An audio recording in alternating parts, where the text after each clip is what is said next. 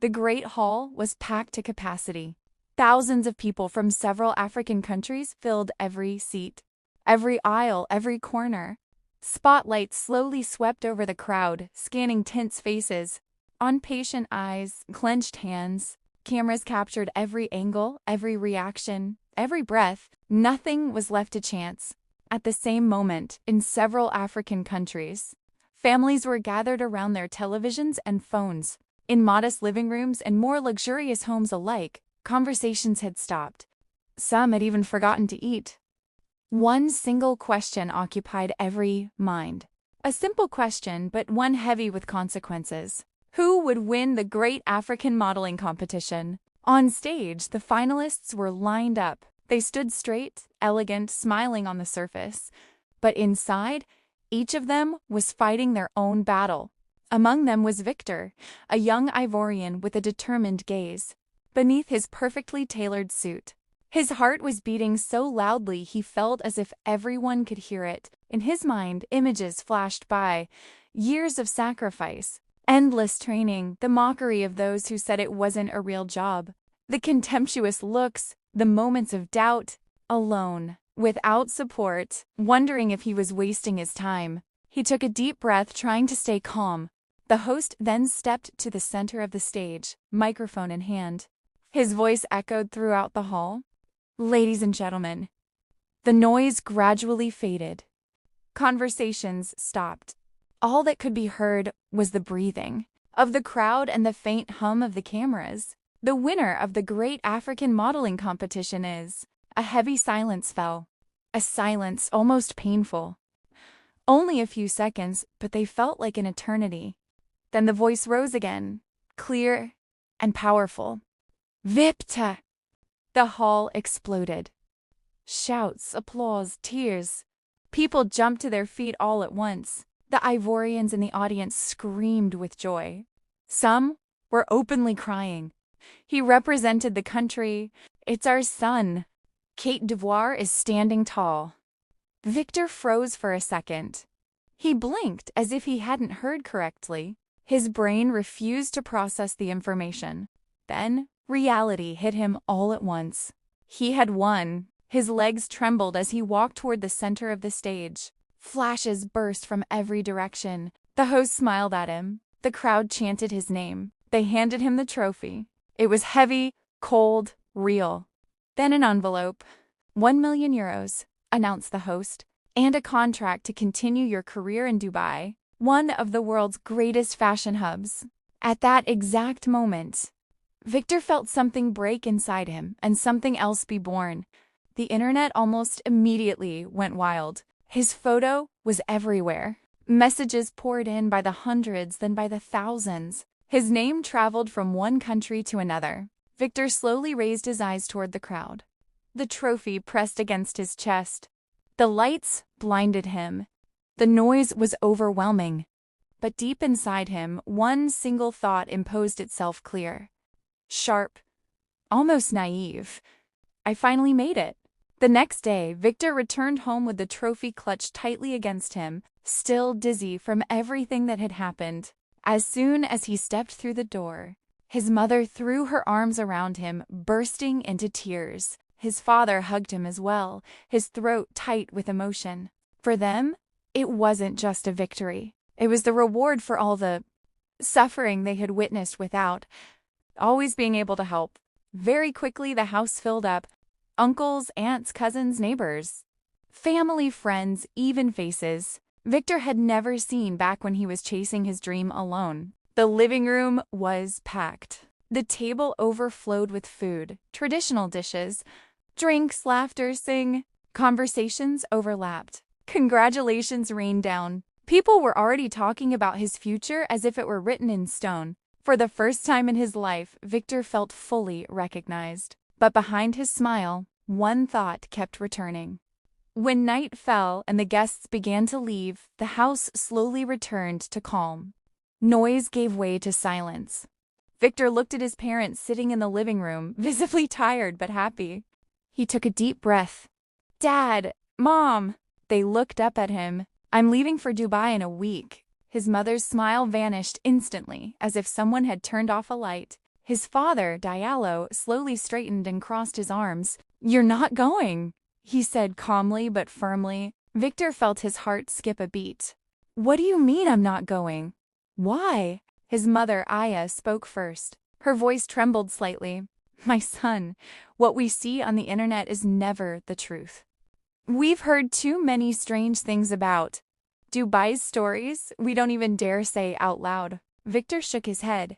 "Mom, those are just rumors." His father intervened, his gaze serious. "It's too far. If something happens to you there, who will help you? Who will defend you? You'll be alone in a country you don't know." Victor felt anger rising. "Dad, Mom, I'm going for work," he shouted. "You don't need to know someone to succeed. When my brother went to France, you didn't stop him. Why are you acting like witches now?" His father stared at him for a long moment before answering. "Your brother went to France to study." He paused. "You, modeling, it's already a strange profession for us. And going alone that far in that kind of industry, we don't agree." Victor felt his throat tighten. "But it's my dream. I worked hard for this." His mother stood up slowly, her eyes shining with tears. "If you are our son," she said in a broken but firm voice, "you will not go. We've already made our decision." Those words hit Victor like a punch. He stood up abruptly without another word and went to his room. He closed the door behind him, sat on the bed, and collapsed. Tears streamed down uncontrollably. He cried from anger, from injustice.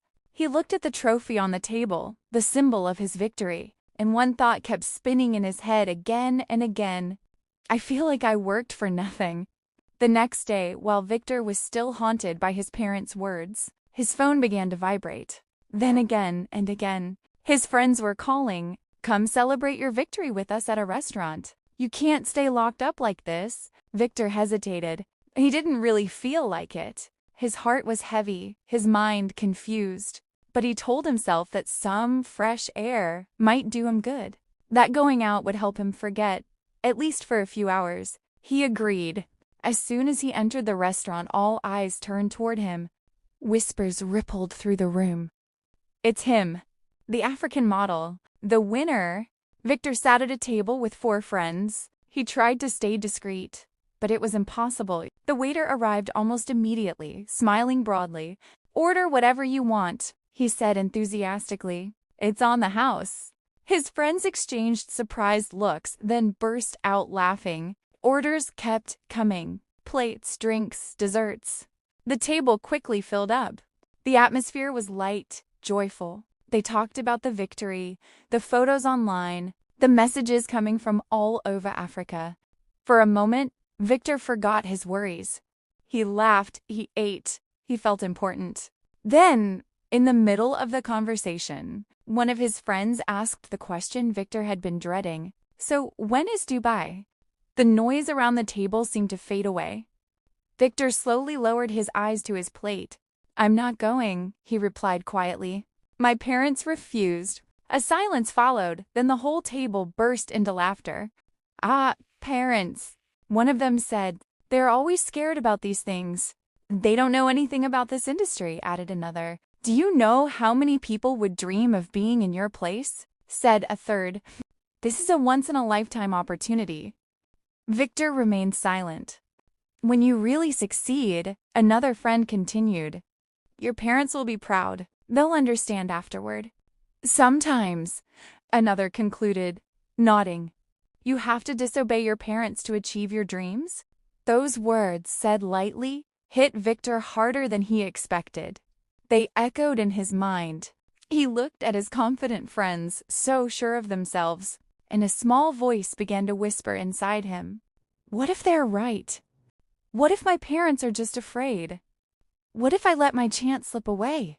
The evening ended in laughter, but Victor was no longer truly present. His mind was already elsewhere, making a choice.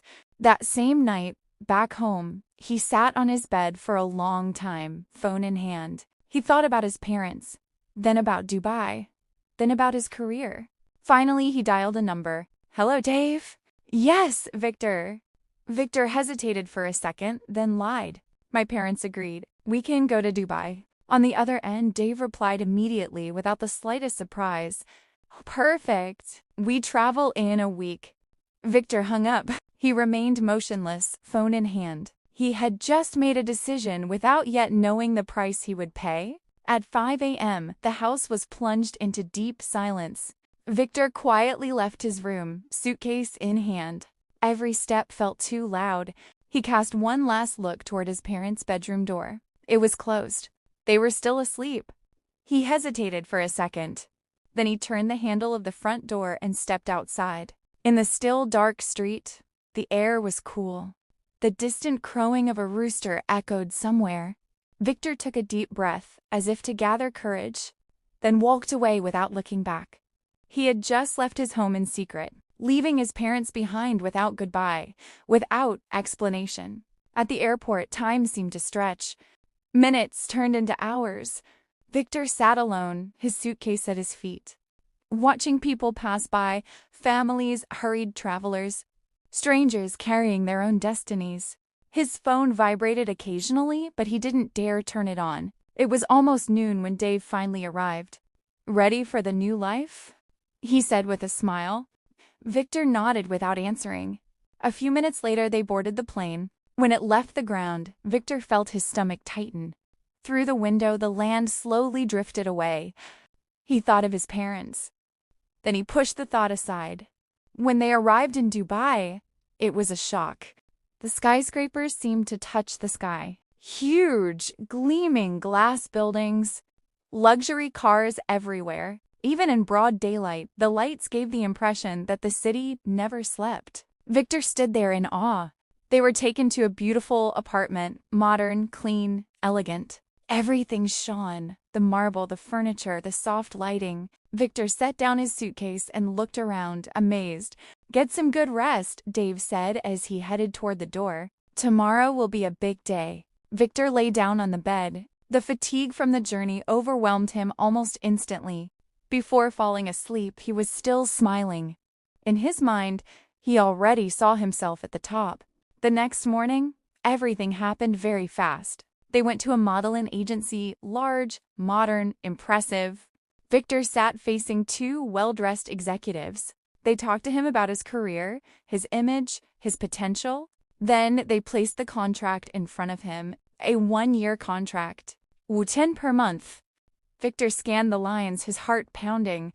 For him, that amount was a dream. He thought of his family, his neighborhood, everything he could change. He picked up the pen and signed. As they left the agency, Victor was smiling, a sincere smile, full of hope. He felt as though he had crossed a decisive threshold. At that moment, he truly believed. He had won at life without knowing that he had just entered a world whose rules he did not understand. The months passed quickly, almost unreal. Victor's life had nothing in common with the one he had left behind. Days followed one another at a frantic pace, fashion shows and luxurious halls, photo shoots in incredible settings, advertising campaigns for brands he hadn't even known a few months earlier. His face appeared on billboards, giant screens, on the phones of thousands of people. Victor was becoming an icon. Online, his name was everywhere. Comments poured in. The pride of Africa. The African model who made it internationally. An example for the youth. Each post gathered thousands, then millions of views. Young people dreamed of becoming like him. And the media talked about his journey. Africa watched him with admiration. And Victor, in the middle of it all, let himself drift. He traveled constantly. One day here, the next somewhere else. Luxury hotels, chauffeured cars, outrageously expensive clothes. He didn't have to worry about anything. Everything seemed easy. Too easy. One evening, alone in his apartment, Victor felt a strange emptiness. He sat on his bed, picked up his phone, and dialed a number he hadn't called in a long time. "Hello, Mom," she answered almost immediately. Her voice trembled slightly. Victor swallowed hard. "Forgive me for leaving like that. I shouldn't have gone without saying goodbye." There was a silence. Then his mother replied softly, "My son, be careful. We pray for you every day." Those words touched Victor more than he wanted to admit. His throat tightened, but he forced a smile. "Don't worry, I'm fine." He sent them money regularly, enough to pay bills, help the family, ease their worries a little. His parents thanked him, even though they remained concerned. From the outside, everything seemed perfect. And in appearance, it was true. Victor had money, fame, respect. But something was wrong. The nights grew longer. Sometimes, despite the luxury around him, he felt alone. The smiles around him often felt calculated. Conversations always revolved around image, money, the next contract. Time passed again. Then came that specific day, a seemingly ordinary day, yet one that marked the end of something. Victor looked at the calendar. His contract was coming to an end. He wasn't worried. Everything was going well. His career was rising fast. He was convinced the best was yet to come. He didn't yet know that the end of this contract would not mark a victory, but the beginning of a choice that would turn his entire life upside down. The end of the year arrived faster than Victor had imagined. One morning, his phone vibrated. A short, cold, professional message. "The agent would like to see you today." Victor wasn't worried. He thought it was just a formality, a contract renewal, maybe even a raise. After all, everything was going well. At the agency offices, the atmosphere was different, quieter, more serious. Victor and Dave were led into a large, bright office. Behind a perfectly organized desk stood Mr. Babin, the agency director. Impeccable suit, calm gaze, controlled smile. He reviewed a few files, then looked up. "Mr. Victor," he began, "your standard contract is coming to an end." He paused. "But your potential goes far beyond that framework." Victor felt his heart accelerate. "Your salary will increase from 5,200 50,000 euros per month." Babin continued. "You will have a larger villa, luxury cars, and you will walk runways all over the world." Dave and Victor looked at each other, stunned. It was a sum Victor hadn't even dared to imagine a few months earlier. A smile began to form on his face. Then Babin added, in a perfectly neutral tone, "But there are conditions." Victor's smile froze. Babin slightly turned his head toward Dave. "Mr. Dave, please step outside. What we're about to discuss is personal." Dave hesitated. "I'm his manager." "That's not relevant," Babin replied calmly. "Please leave." The door closed behind Dave. Silence settled in. Babin slowly stood up, walked around his desk, and stopped in front of Victor. His voice was low, calm, almost gentle. "You are highly appreciated in this industry," he said. "Powerful, influential, very important. Men want to meet you." Victor frowned. "Meet me how?" Babin looked him straight in the eyes. "They want to sleep with you. If you accept, all doors will open for you." The world seemed to stop. Victor jumped to his feet, his face red with anger. "Never," he shouted. "I'm not a woman. I will never do that." Babin didn't move. He didn't raise his voice. He remained perfectly calm. "I understand your reaction," he replied. "But here, this is the only way to reach that level." "Then I'll keep my 5,000 euros contract," Victor snapped. Babin slowly shook his head. "That is no longer possible. You have 1 month to think." Victor stood frozen for a few seconds, short of breath. Then he turned around and walked out of the office without another word. In the hallway, Dave was waiting. "What did he say to you?" Victor clenched his fists. "We'll talk about it at home." He just understood one essential thing. The success he admired had a price, and that price was far higher than he had ever imagined. At the apartment, the silence was heavy, a silence louder than any argument. Victor placed his jacket on a chair, took 2 steps, then stopped abruptly. He was breathing fast, as if he had been running. Dave was sitting on the couch, calm, almost too calm, his eyes fixed on Victor. "Talk," Dave said quietly.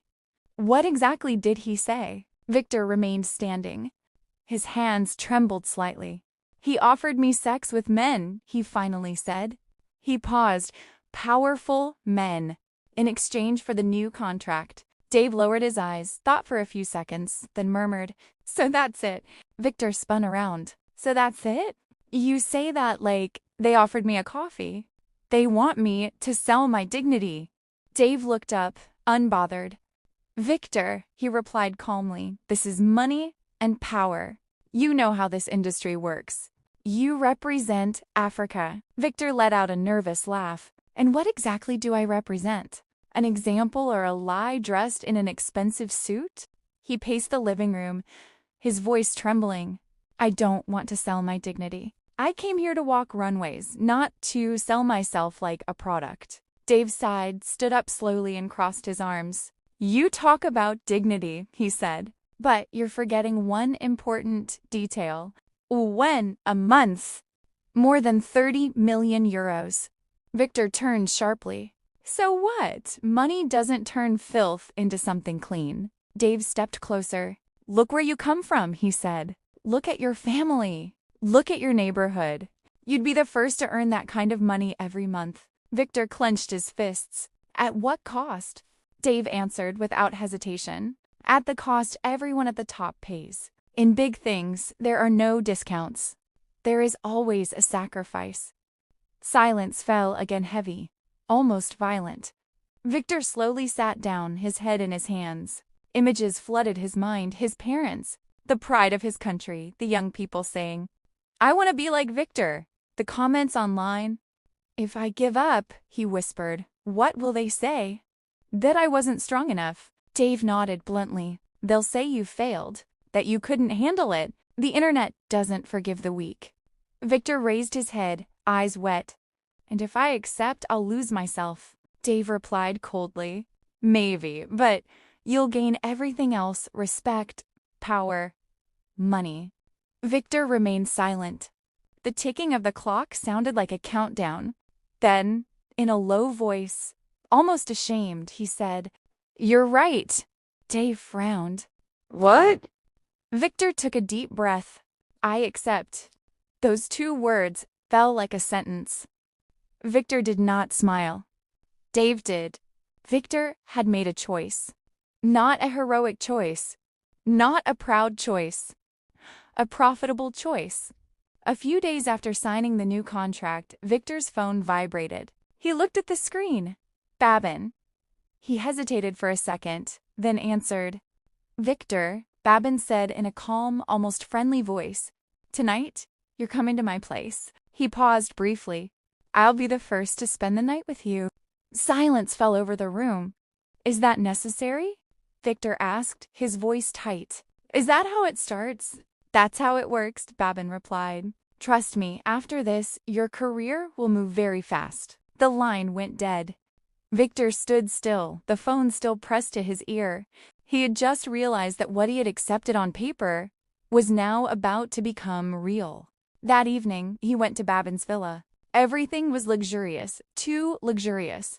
Dim lights, the scent of expensive perfume, an almost unsettling calm. That night, Victor left something behind. Not an object, not a piece of clothing. Something deeper. When he left the villa, he was no longer the same man. Back at the apartment, he went straight to the bathroom. He filled the bathtub, slid in slowly, and stayed there, motionless, staring at the ceiling. The water was warm, but he was trembling. The door opened softly. Dave leaned in. So, how was it? He asked in a falsely light tone. Victor didn't move. How am I? He let out a bitter laugh. My ass hurts, Dave. Silence. Then Dave replied, slightly uncomfortable, Oh, that'll pass. Victor slowly turned his head toward him. So this is the famous success. The villa, the car in pain as a bonus. Dave tried to smile. You have to see the bright side. You've just entered another dimension. Victor sighed. If this is the higher dimension, I would have preferred staying in economy. Dave stepped closer. Listen, he said more seriously. This is only the beginning. After that, you'll get used to it. Victor closed his eyes. And that's what scares me. In the days that followed, everything accelerated. International fashion shows began. The United States, France, other prestigious countries. At every appearance, cameras flashed, crowds applauded, social media exploded. All of Africa was proud. Comments spoke of success, blessing, exceptional destiny. Victor got a large villa, a luxury car, and a salary that jumped from euro 10 to yuan per month. Online, everyone saw the change. No one saw what was happening behind the scenes. Before every contract, before every signature, Victor had to meet a man. Sometimes two. Sometimes more. He endured humiliating words, contemptuous looks, demands he never imagined he would one day accept. He smiled in public. He posed for photos. He walked the runways like a star, but inside, he was emptying out. He was famous. He was rich. He was admired. But every night, alone in his villa, Victor looked at himself in the mirror and whispered the same question. When did I start losing myself? He had understood a truth no one dared to say out loud. You can have everything and feel nothing. And unfortunately for him, hell was only beginning. One evening, while Victor was alone in his villa, his phone vibrated. He looked at the screen. Babin. He already knew it wouldn't be good news. Victor, Babin said in a calm, almost administrative voice. Some important men want to see you tonight. Victor closed his eyes. How many? He asked quietly. 5. Silence. Then Babin added, as if reading a list, you'll wear a wig, lipstick, and a dress. Victor froze. Why? Why all that? He asked, his throat tight. That's not necessary, is it? Babin didn't get angry. He simply replied, that's what the men asked for. If you want the contract, you do exactly what they want. Victor swallowed hard. And if I refuse? A brief silence. Then Babin replied coldly. Then you know what you lose. The line went dead. Victor stood there for a long time, phone still in his hand. He slowly walked toward his bedroom like a man heading toward something he didn't want to see. On the bed, everything was already there. The dress, the wig, the lipstick. He stood still for a few seconds, then went into the bathroom and stood in front of the mirror. His face was tense. His eyes were tired. He barely recognized himself anymore. He picked up the dress. His hands trembled as he put it on. The fabric slid over his skin. He adjusted it awkwardly, eyes lowered in shame. Then he took the wig. He hesitated for another second, then placed it on his head, trying to fix it without really knowing how. Finally, he opened the lipstick. He applied it slowly. Too much. He wiped it off, then tried again. When he lifted his head and looked at the mirror, he stepped back. This isn't me, he whispered. The man staring back at him was no longer Victor. No longer the applauded model. It was someone he felt he had abandoned along the way. A tear fell, then another. He grabbed his keys and left. The drive to the villa was silent. In the car, Victor stared at the road without really seeing it. His heart was pounding, too fast. When he arrived, everything was shining. A large villa, soft lights, a calm atmosphere, too calm. The 5 men were there, dressed in white, relaxed, laughing among themselves. When Victor entered, their gazes turned toward him. Smiles, insistent looks, murmurs. Victor lowered his eyes. He felt invisible and exposed at the same time. The mockery began. Humiliating words. The next morning, he called Dave. They met in the living room. Victor didn't even sit down. Dave, I'm done. Dave looked up, surprised, then sighed. Done with what? Don't tell me you mean your career. I'm stopping everything, Victor replied, his voice trembling. It's too much. I'm losing myself. I'm losing my soul. Dave stood up, visibly irritated. Victor, you're confusing suffering with success. This is the price. Victor let out a bitter laugh. The price, Dave? I wake up with shame. You wake up with numbers. Dave crossed his arms. You think success is comfortable? You think the great ones got there just by praying? I'm dying, Victor replied, his voice breaking. And you're counting. You only see money, Dave. I'm losing my soul. Dave stepped closer, his gaze hard. Listen to me carefully. If you quit now, I'll tell Babin everything. Victor froze. Are you threatening me? I'm reminding you of reality. Dave replied coldly. You don't just walk away from this world. At that exact moment, Victor understood something terrible. Dave was not his manager. Dave was not his friend. Dave had become another chain. Victor stepped back, his throat tight. So even you, he murmured. I can't rely on anyone. Dave didn't answer. That night, Victor didn't sleep. He went into his room, closed the door, and for the first time in a long time, he fell to his knees. Not for a contract, not for a photo, not for an image, for himself. My God, he whispered, his voice trembling. I know I accepted bad things. I know I went too far. I can't take it anymore. Tears began to fall. I want to come back to you, even if I don't deserve anything. He cried for a long time. He spoke to God the way one does when there's nothing left to hide. No beautiful words. No promises. Just truth. If you can still hear me, help me. Then he lay down on the floor, exhausted, eyes open in the darkness. A thought struck him, heavy as a sentence. God won't help me. I went too far, and yet, deep inside him, a small voice refused to die weak, but alive. Victor didn't know it yet, but that night, on his knees, broken, with no money in his mind and no glory in his heart, might have been the first right step he had taken in a long time. One morning, Dave entered Victor's apartment with his usual energy, wearing that professional smile reserved for good news. Victor, he said, we've got a big opportunity. A major contract. Victor looked up, wary. Where? We start with Côte d'Ivoire, Dave replied. A huge event. Africa wants to see its champion again. He paused, then added casually, after that we move on. France, then America. Everything is already being discussed. Victor remained silent. It's just work, Dave continued. Runway, image, contract. Nothing special. Victor slowly nodded. Okay, we start with Côte d'Ivoire. Dave smiled, satisfied. For him, everything was under control. On the day of the event, Côte d'Ivoire was buzzing. Stars were present, artists, public figures.